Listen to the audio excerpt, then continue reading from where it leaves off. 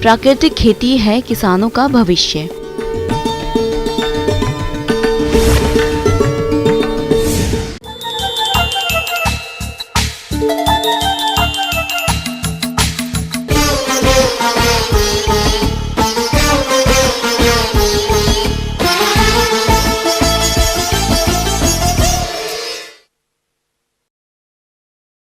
प्रदेश में गेहूं की फसल हरी भरी लहलहा रही है। ये फसल बढ़वार की अलग अलग अवस्थाओं पर है और इस समय मौसम में हो रहे बदलाव के कारण फसल में कई तरह के हानिकारक रोगों का प्रकोप हो रहा है, जो कि फसल को भारी नुकसान पहुंचा सकते हैं।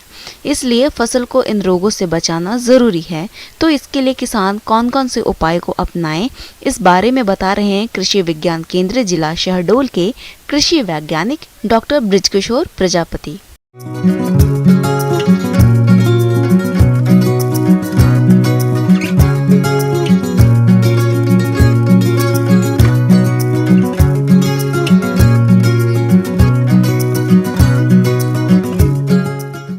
आज जो है हम गेहूं की फसल में जो है फसल प्रबंधन पर जानकारी देना चाहेंगे। जैसा कि आप सभी लोग जानते हैं कि वर्तमान समय में जो है वो निरंतर आसमान में बादल बने हुए हैं, कोहरे की समस्याएं हैं।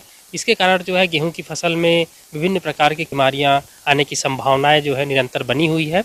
तो मैं पहले जो है गेहूं में मुख्य रूप से हमारे क्षेत्र में जो है कृषकों के द्वारा जो हमें जानकारी प्राप्त हो रही कि रतुआ की समस्या, जिसको पीला रतुआ होता है, काला रतुआ होता है और भूरा रतुआ होता है, जिसको रस्ट भी बोला जाता है।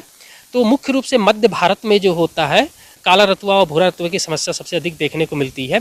इसमें आप देखेंगे कि जो काला रतुआ होता है मध्य भारत में पाया जाता है, वो उसमें चॉकलेट रंग का जो होता है उसमें पिस्टूल बनते हैं, मतलब छोटे छोटे धब्बे बनते हैं, धारियाँ नुमा बनती हैं और शुरुआती दौर में यह केवल पत्तियों में पाई जाती हैं। इस पर उभार होता है, लेकिन अगर इसका प्रभाव बहुत अधिक होता है, अगर मान लीजिए, तो यह जो होता है डंठल तने तक भी यह पहुंच जाता है और पौधे में क्या होता है, ये प्रकाश संश्लेषण की जो क्रियाएं होती है उसको रोक देता है। पत्तियां सूख जाती हैं और पौधा जो होता है वो मुरझाकर नीचे गिर जाता है, पत्तियां और डंठल भी। ये रोग जनक मृदा में रहता है। इसकी रोकथाम के लिए बीज को थायरम 2.5 ग्राम प्रति किलोग्राम बीज की दर से उपचारित कर बोएं। उन्नत प्रतिरोधी किस्मों का उपयोग करें। इसके नियंत्रण के लिए जो है मुख्य रूप से प्रोपिकोनाजोल नामक दवा जो होती है, इसकी 1 ml मात्रा को जो है प्रति लीटर पानी में घोलकर छिड़काव कर सकते हैं, या टेबिकोनाजोल जो होती है उसकी 1 ग्राम मात्रा को भी जो है 1 लीटर पानी में घोलकर हम छिड़काव करते हैं। तो निश्चित रूप से जो है हम गेरुआ या रतुआ रोग, जिसको हमारे कृषकों के द्वारा बोला जाता है, उसका हम नियंत्रण कर सकते हैं। अब इसके अलावा जो है दूसरा गेहूँ की मुख्य बीमारी जो है कड़ुआ रोग, जिसका बोला जाता है, जिसको फॉल्स स्मट भी बोलते हैं। इसमें आप यह देखेंगे यह एक तरीके का बीज जनित रोग है। जब हम कृषक जो है बीजों को जब हम बुआई के समय जो है कार्बेंडाजिम, मैंकोजेब या ट्राइकोडर्मा बिर्डी के द्वारा या विटावेक्स के द्वारा अगर जब बीज को उपचारित करके नहीं बुआई करते हैं, तो उसके कारण क्या होता है कि जब दाने जो होते हैं बालियां में जब बनती हैं, तो दाने जो होते हैं एकदम काले रंग के हो जाते हैं, पाउडर के रूप में हो जाते हैं। उसके कारण जो होता है उत्पादकता बहुत ही कम हो जाती है। यह रोग आंतरिक रूप से संक्रमित बीज से पैदा होता है।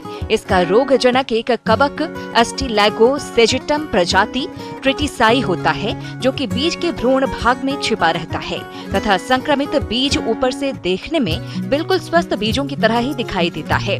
इस रोग से प्रति वर्ष उत्तर भारत में गेहूं की उपज में 1 से 2% की हानि होती है। इस रोग के लक्षण बाली आने पर ही दिखाई देते हैं।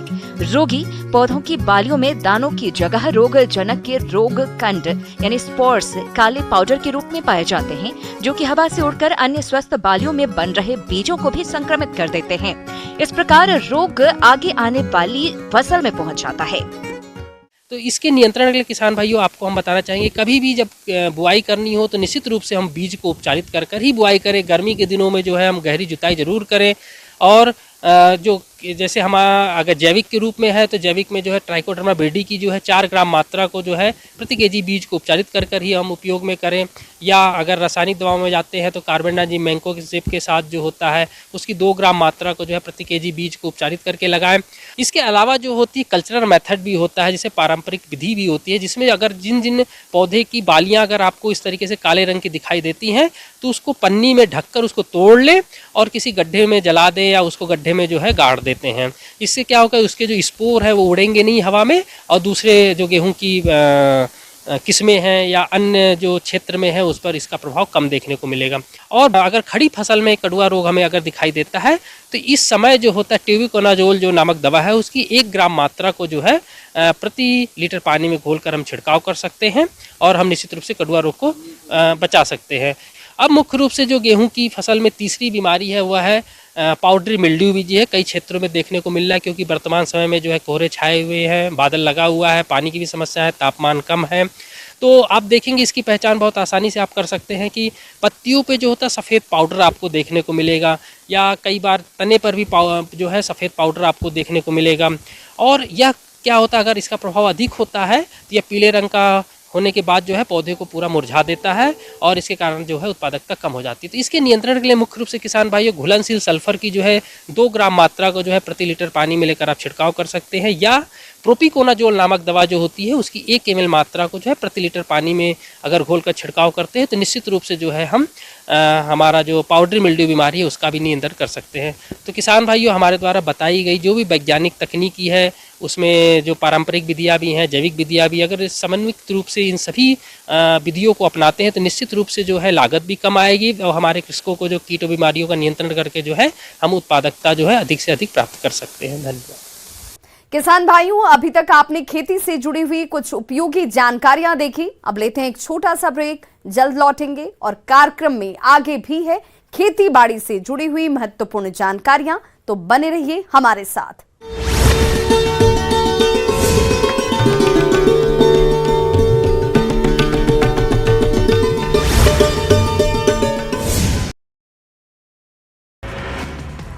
रायपुर में मिलेट मिशन को लेकर राजनीति तेज।